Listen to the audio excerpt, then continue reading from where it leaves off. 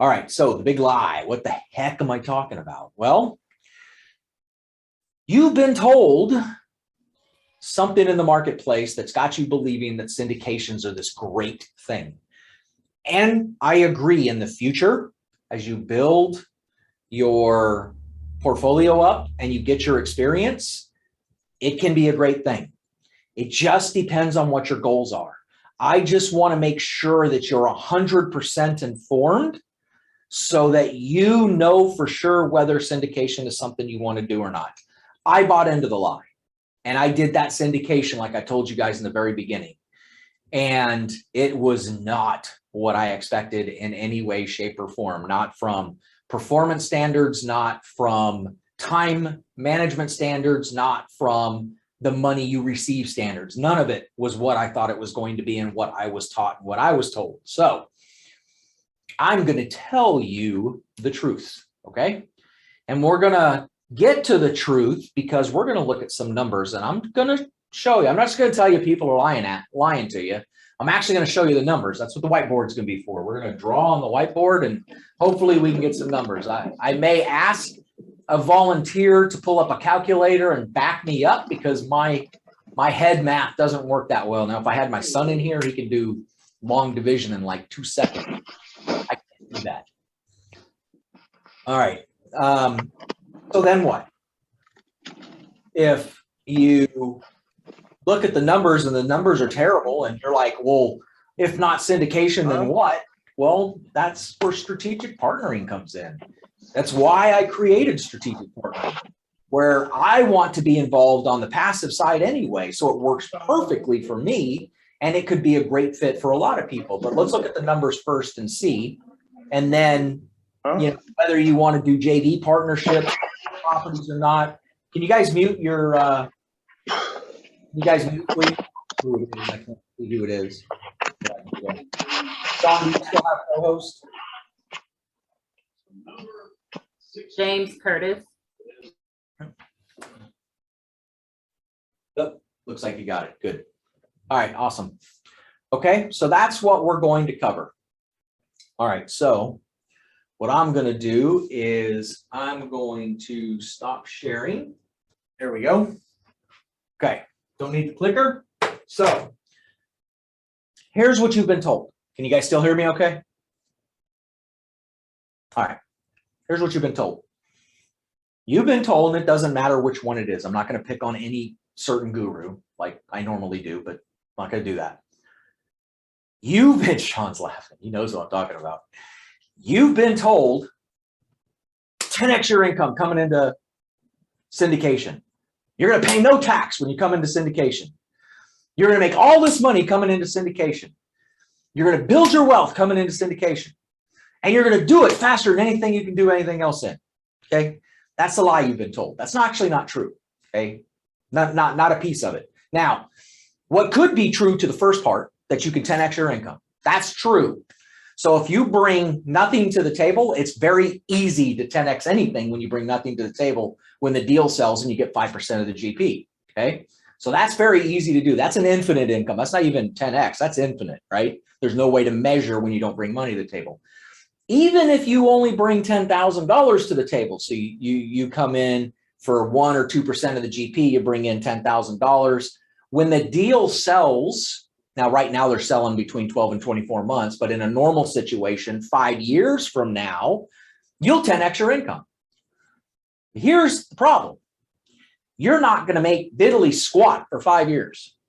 Literally, you're not. I'm serious. As a sponsor syndicator, where you have a GP, you got the primary sponsor, you got a co-GP, maybe another co-GP bringing equity, another co-GP bringing a KP, maybe another KP because you need 2 KPs to get the network requirement. By the time it's all said and done, you got somewhere between 6 and 10 people on the GP side, and they're all splitting 30%. Okay. So you got all these splits right off the bat, right? So let's just put that on the board. Can you see that? Let's see, I need my, hold on. Yeah, it's good, David. Yep, I see it. Okay. So let's say we got a 70-30 split, right? Well, actually, it'd be, let's do it the other way since we're all used to looking at it the other way. let's say 30-70. PP, this is LP, okay? So we have a 30-70 split, and we've got somewhere between 6 and 10 people on this side of the deal. Doesn't matter how many's over here. That's irrelevant, all right? So let's say as a new investor, you get involved in a syndication and you want to be on the GP side, you want to start your own syndication. So you want to be the lead sponsor and you have found a co-sponsor that will help you. Okay. Then, but you're only going to get like 5%. They're going to get the lion's share. They'll bring in some other co-sponsors. You guys will raise capital. You do all that, right? All right. So you're going to get 5% of this 30%, but you got to split it with 6 to 10 other people. Okay. So that's the start. So let's say you buy the property. Let's keep it a nice round number, 10 million. We got a 100-unit property for 10 million bucks, 100 grand a unit. Pretty standard in this market condition right now, right? But the property is only producing about a 6 to 7% cash on cash return. And regardless of what your pro forma is telling you, the properties right now are putting off about 6 to 7%, depending on how you buy them. Most people are buying them right now where it may even put off a little bit less than that. Every once in a while, you can get to 8 to 9%. But here's the problem. You're promising your investors an 8% pref. So they're getting an 8% preferred return on a 70-30 split. Now, how's that going to work on a 6 to 7% cash on cash? Now, they didn't project a 6 to 7%, but that's all they're going to get. Whether they tell you that or not, I promise you, they're going to get a 6 to 7%, even if they can get a 9%. All right, let's give them the benefit of the doubt. They get a 9% cash on cash return in year 2.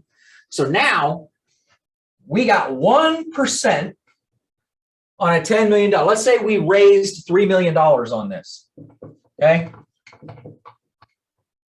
So you're going to get 1% after the investors get their 8%. There's 1% left that you're now going to split 30-70 with the investors because that's what PPM says. We have a 30-70 split. So after you get your 8, Mr. Investor, now I'm going to get to split 70-30 on that last 1% that's left in the deal. All right. So if 3 million was raised, that means at 9%, we had $270,000 for the year.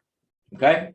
So the investors right off the bat get $240,000. So now we're going to split $30,000. Okay. They're going to get 70% of that. So they get 21,000 and we get 7,000 as the GP sponsor. Ooh, this is getting thin. Now you only get 5% of that 7,000. So you get a whopping 350 bucks for an entire year. How is that making money? Okay. That's the truth. Do you guys understand the numbers? It doesn't even pay for my Starbucks habit. Right. Doesn't even pay for your Starbucks habit. That's right. Now, here's the caveat. Can somebody let Neil in? If you're wanting to build a multifamily company and that's your goal, you have no choice. You have to do this. It is what it is. Okay. So if you're building a multifamily company, this is what you need to do. Sorry. You're just going to have to work for free until you get paid. Now, you will get paid on the backside. That's why it's called a back end promote. So when the property sells, that's where the sponsors make their money. They get a little bit of an acquisition fee in the front. They get a little bit of an acquisition fee during operations. My bet is you won't get any of that asset management fee unless you're the lead sponsor and you are providing asset management services. If you're not going to be the one to get that asset management fee. So you're going to work for 350 bucks a year, and it may go up a little bit. You know, by year 5, maybe you got $5,000 that year. Property sells, and then you'll get 50, 60 grand. I know brokers that make more than that, and they get their money in 6 months. Okay, that's the life of the syndicator. You have to be willing to accept that if you want to be on the GP side. That's why it's so attractive to be a strategic partner. Okay.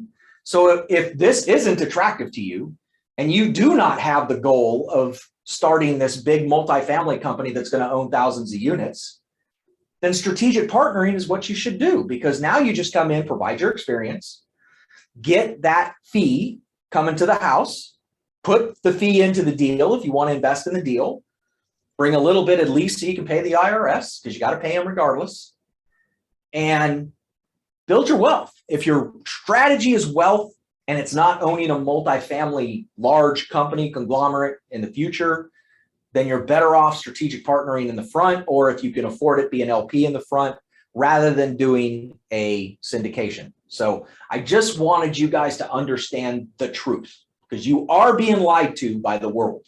They are telling you how great syndication is. Okay. What they're not telling you is the real McCoy. In a different market, these numbers would be a little different. You'd make a little bit more money during operations. It'd be a little better. And as you grow and you build your team, so you've done 3 or 4 different full circle properties, you've now got a team in place. So you don't need those co-sponsors. You don't need a KP, and you've got an operating partner that you've partnered up with. And so it's just you and the operating partner, and you guys raise capital. You still do you can even do a 20-80 split, but you're going to make a whole lot more money because you're not sharing it with 6 to 10 other people on the GP side. Okay. So that's where you do start making your money, but it takes time to get there. You are not going to get there in your first year.